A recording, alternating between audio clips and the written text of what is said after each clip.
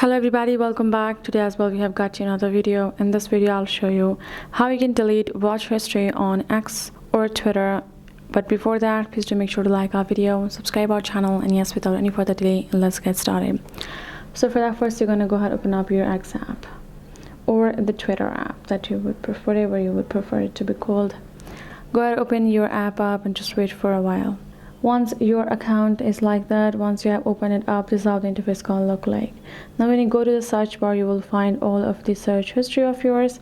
When you go to the search bar likewise, you will find all of the search history. Now if you would like to simply remove them or delete them, all you gotta go ahead and do is tap on them and simply remove it, like delete it. That's what you're going to be doing. You cannot do it all at once, so make sure to do it one by one. You can go to settings as well from over here.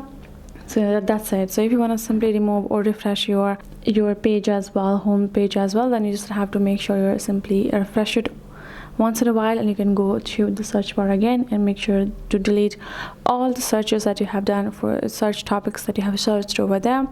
That way you will be able to do so. So that's it for this video.